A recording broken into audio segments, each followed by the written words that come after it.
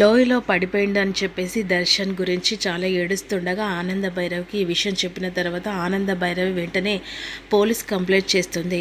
ఈలోపు వెంటనే ఆనంద భైరవ్ను శరణ్య ఇద్దరు కలిసి లొకేషన్ దగ్గరికి వెళ్ళిపోతారు. ఆ లొకేషన్ దగ్గరికి వెళ్ళేసరికి పోలీసులు మొత్తం చుట్టుముడతారు. లోయలో పడిపోయిందని చెప్పేసి ఈ విధంగా ఆనవాళ్ళ ప్రకారంగా అక్కడ అన్నీ తెలుసుకున్న తర్వాత ఈలోపు పోలీసులు ఇంట్రాగేషన్ చేస్తూ ఉంటారు. ఆ సమయంలో పోలీసులు ఇంట్రాగేషన్ ప్రకారంగా ఈ లోయలో ఒక డెడ్ బాడీ దొరుకుతుంది. ఆ డెడ్ బాడీ ప్రకారంగానే ఇక దర్శన్ చనిపోయారని చెప్పేసి ఈ విధంగా పోలీసులు నిర్ధారించేసరికి ఆనంద భైరవి షాక్ అయిపోతుంది. లేడు, నా కొడుకు చనిపోడు అని చెప్పేసి ఆనంద్ అన్న కూడా, లేదు మేడం, ఆల్రెడీ మేము అన్ని ఇంట్రాగేషన్ ప్రకారంగానే అక్కడ బ్లడ్ శాంపిల్ కొన్ని దొరికాయి, దాని ప్రకారంగానే మేము అది చూసాం, దాని ప్రకారంగానే ఇక్కడ బ్లడ్ శాంపిల్కు దానికి ప్రకారంగా చూస్తూ ఉంటే ఖచ్చితంగా నీ కొడుకే అని ఇక్కడ నిరూపణ అయింది మేడం. అందుకనే ఇక సారీ మేడం, బాబు చనిపోయాడని చెప్పేసేసరికి ఆనంద భైరవిను శరణ్య గుండెలు బాదుకొని ఏడుస్తూ ఉంటాడు. లేదత్తయ్య, నా భర్త చనిపోడు, అది నాకు తెలుసు, ఆ దేవుడు మా ఇద్దరి బంధాన్ని విడగొట్టడు, నాకు తెలుసు అని ఏడుస్తూ ఉంటుంది. ఈలోపు పోలీసులు నిర్ధారణ చేసినా కూడా ఇక శరణ్య మనసు తన భర్త చనిపోలేదు, ఏదో ఒక రోజు ఎక్కడో ఒక చోట నా భర్త బ్రతికే ఉన్నాడు, ఆ అమ్మవారి మీద ఇది మాత్రం నిజం, ఆ తల్లి నాకు ఎప్పుడూ అన్యాయం చేయదు, నా మాంగళ్యాన్ని నాకు దూరం చేయదత్తయ్య అని చెప్పేసి ఏడుస్తూ ఉంటుంది. ఈలోపు అనుకున్న ప్లాను ఇక వేస్ట్ అయిపోయిందని చెప్పేసి సౌమ్య ఈ విధంగా అనుకుంటూ ఉంటుంది. పోలీసులు ఇంట్రాగేషన్ చేస్తుండగా ఆ సమయంలో ఇక్కడ వీళ్ళు కొంపదీసి మేం చేసిన దానికి ఇప్పుడు దర్శన్ చనిపోయాడు కదా అని చెప్పేసి ఈ విధంగా సౌమ్య కంగారు పడుతుండగా, అదేంటి ఇలా జరిగింది, దర్శని లోయలో పడేసి ఆ తర్వాత అతని ప్రాణాలు కాపాడుకొని అతని మొహానికి ప్లాస్టిక్ సర్జరీ చేయిస్తాననుకుంటే దర్శన్ ఏకంగా చనిపోయాడు కదా అని బాధపడుతుంటుంది. ఒకవేళ ఈ విషయం కనుక ఏకంగా తెలిస్తే ఇప్పుడు నన్ను పోలీసులు పట్టుకెళ్తాడు, అమ్మో ఇదంతా తీగ పట్టుకుంటే డొంకంతా కదిలిపోతుంది, వెంటనే నేను ఇంట్లో నుంచి జారుకోవడం బెటర్, దర్శన్ నా వల్ల చనిపోయాడు, దర్శన్ ఫోన్ ట్రాప్ చేస్తే నేనే ఫోన్ చేశానని చెప్పేసి ఒక్కొక్క నిజం బయటపడుతుంది కదా, అమ్మో అని చెప్పేసి సౌమ్య మెల్లగా ఇంట్లో నుంచి పారిపోవడానికి ఆలోచిస్తూ ఉంటుంది. ఇక మరోవైపు సౌమ్య వేసిన ఎత్తుగడ అనన్య సౌమ్య దగ్గరికి వస్తుంది.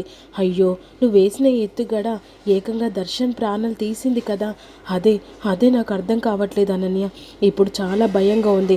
ఇప్పుడు ఈ కుటుంబం మొత్తం పోలీసులకు ఇన్ఫర్మేషన్ చేశారు, ఆ తర్వాత పోలీసులు ఇంట్రాగేషన్ ఇక ఆల్రెడీ మొదలు పెట్టారు, నేనని తెలిసిన తర్వాత ఇక పోలీసులు నన్ను ఖచ్చితంగా పట్టుకెళ్తారు, నేను ఇంట్లో ఉండను అని అంటుండగా, అలా ఎందుకు అనుకుంటున్నావు సౌమ్య, నువ్వేమన్నా కావాలని చేసావా, దర్శన్ ఫేస్ని మొత్తం చేంజ్ చేసి దర్శన్తో హ్యాపీగా జీవితాన్ని ఎంజాయ్ చేయాలనుకున్నావు, కానీ విధి అలా రాత జరిగిపోయింది, దర్శన్ చనిపోయారని చెప్పేసి పోలీసులే ఇంట్రాగేషన్ ద్వారా బయట పెట్టారు కదా, దానికి నువ్వేం చేయలేవు కదా, వద్దు, ఇక్కడ ఉంటే ఏకంగా శరణ్య నన్ను చంపేస్తుంది, శరణ్యకు చాలా అనుమానాలు వచ్చాయి, దర్శన్ని ట్రాప్ చేస్తున్నాను కూడా ఆల్రెడీ నా మీద ఫోకస్ పెట్టింది, ఏ మాత్రం కూడా నేననే విషయం తెలిసిన తర్వాత శరణ్య ఉగ్ర రూపానికి నేను బలైపోతాను, నేను తట్టబుట్ట సర్దుకొని ఇంట్లో నుంచి వెళ్ళిపోతాను, బతుకుంటే అవసరం అంటే బస్టాండ్లో పుట్నాలైనా అమ్ముకొనైనా బ్రతకవచ్చు, కానీ చస్తే ఏమొస్తుంది అని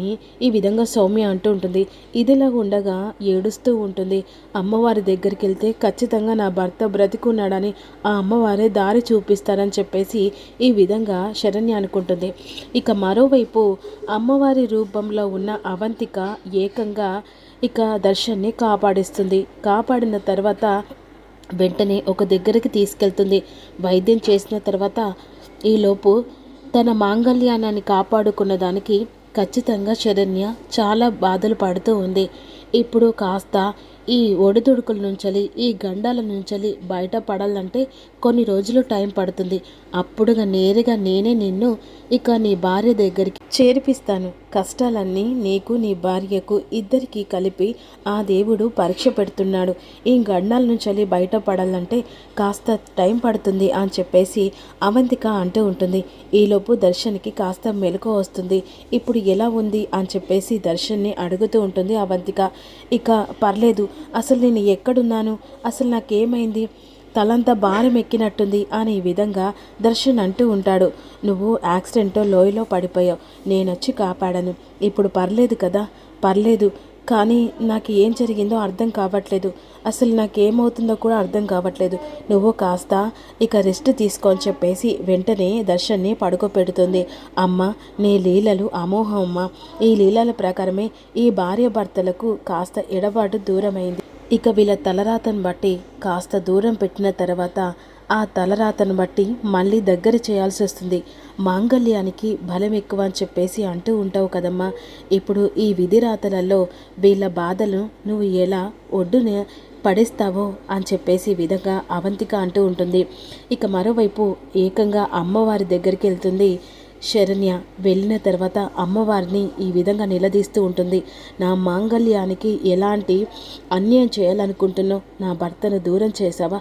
నా భర్త చనిపోలేదు, నీ మాంగళ్యం గట్టి బలమైంది, నీ భర్త ఎక్కడో చోట బ్రతికున్నాడని నాకు కాస్త ఊరటనివ్వమ్మా, బలానివ్వు, నీ భర్త బ్రతికున్నాడని నాకు చెప్పు తల్లి, చెప్పు తల్లి అని ఈ విధంగా అమ్మవారిని నిలదీస్తూ ఉంటుంది. అమ్మవారు అలా శిల్పంలాగా చూస్తూ ఉంటారు. ఏంటి తల్లి అలా శిల్పంలాగా చూస్తూ ఉన్నావు? నా భర్త బ్రతికి ఉన్నాడు, నీ భర్త ఉన్నాడని నాకు చెప్తావా? లేకపోతే నీకు రక్త తర్పణం చేయనని చెప్పేసి అక్కడ శూలం మీద అరిచేయిని కూర్చేస్తుంది. ఇప్పటికైనా నా బాధను అర్థం చేసుకో. ఇక రక్త తర్పణం చేశాను తల్లి, ఇప్పుడు నా భర్త ఎక్కడున్నాడో ఆచూకు చూపించి తల్లి. అందరూ కలిసి నా భర్త చనిపోయాడని అందరూ బాధపడుతున్నారు, కానీ నా భర్త చనిపోలేదని నేను నమ్ముతున్నాను తల్లి. నా భర్తను దూరం చేస్తే ఆఖరి క్షణంలో నా భర్త చనిపోయాడంటే ఇక ఈ శరణ్య కూడా బ్రతకదు తల్లి అనే విధంగా అంటూ ఉంటుంది. ఇక మరోవైపు ఇక్కడ దర్శన్కి శరణ్య చెప్పేసి ఇలా కలవరిస్తూ ఉంటాడు. ఆ సమయంలో అవంతిక, నీ భార్య దగ్గరికి వెళ్ళే సమయం ఇంక కొంచెం టైమే ఉంది, కాకపోతే నీ కష్టాలన్నీ కాస్త గట్టెక్కాలి కదా అని విధంగా అనుకుంటుండగా ఇక చీకటి పడిపోతుంది. అదే సమయానికి సౌమ్య ఇంట్లో నుంచి పారిపోవాలని చెప్పేసి లగేజ్ అంతా సర్దుకుంటూ ఉంటుంది. ఆ సమయంలో మెల్లిగా అందరూ పడుకున్న సమయంలో చీకట్లో బయటకు వస్తుండగా ఇక అలా వెళ్తున్న సౌమ్యకు ఎదురు పడుతుంది శరణ్య. ఎక్కడికి వెళ్తున్నావే? నా భర్త నా ఇంట్లో అడుగు పెట్టేదాకా నువ్వు ఇంట్లో అడుగు పెడితే నేను ఇదే చేతులతో చంపేస్తానే అని చెప్పేసి ఇక రెండు చేతులతో గొంతు పట్టేస్తుంది. నీ వల్లే నా భర్త దూరమయ్యాడు, నా భర్త ఇంట్లో అడుగు పెట్టేదాకా నువ్వు ఇంట్లో అడుగు పెడితే ఈ ఇంట్లో నుంచి నువ్వు బ్యాగుతో కదే శవంతో బయటికి వెళ్తావే అని చెప్పేసి వెంటనే ఇక తనని భయపెట్టేసరికి సౌమ్య పైకి వెళ్ళిపోతుంది. ఇక ఆనంద భైరవి తన రూమ్లో కూర్చొని తన కొడుకు చనిపోయాడా బ్రతికున్నాడా ఒకే ఒక క్వశ్చన్తో బాధపడుతూ ఉంటుంది. లీలావతి అందరు కలిసి వచ్చి ఆనందను ఓదరుస్తూ ఉంటాడు. నా కొడుకు చనిపోడక్క, నా కొడుకు ఎక్కడో చోట బ్రతికున్నాడు, నా మనసు చెప్తుందని ఆనంద భైరవి ఏడుస్తుండగా లీలావతి ఓదరుస్తూ ఉంటుంది. ఏం జరుగుతుందని అప్కమింగ్లో తెలుసుకుందాం. Don't miss you.